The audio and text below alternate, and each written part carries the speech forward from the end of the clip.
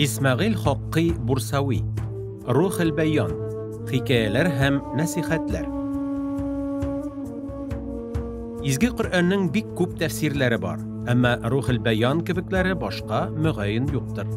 Bu, köngülnün en nişke kıllarında tibrete alırlık, bik matur hikayeler hem nasihatler jayılması. Әлеге eserinin uzunşeligi, Kur'an ayetlerinin мәгънәсен, яки шушы ayetlerden çıkan neticelerini anlata turgan kıssalar getirilüwi.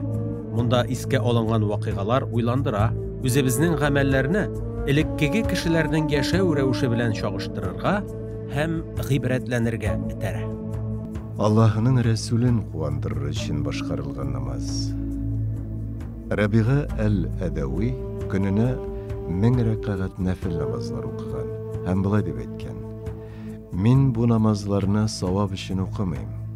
Men alarını kıyamet gününde Resulübüz sallallahu aleyhi ve sellem başka peygamberlerge minim ümmetimden bulgan bu hatın kızga karagız eli. Ol gününe 1000 rekaat namaz okuyup ayta alsın için okuyayım. Nasihat. Peygamberimiz sallallahu aleyhi ve sellem'nin kıyamet gününde başka peygamberler hem ümmetler arasında maqtanırlık aybirleri var. Peygamberimiz bulay dep etken. Nikahlaşığız hem artığız. Çünkü kıyamet gününde min başka ümmetler arasında siznin köplegigiz bilen hatta tuğan bala uli tutsa da gururlanırım dep etken. Gününe 1000 rekaat namaz okunu buldıra almaslık amellik görüge kerekmi? Mesela İmam Azam rahimahullahi Ka'bege kirgeç 2 rekaat namaz okup çıgatırgan bulgan.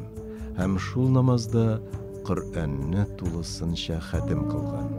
Ebu Hurayra radıyallahu anhu gününe 12.000 tapkır istiğfar sözlerin aytadırgan bulgan.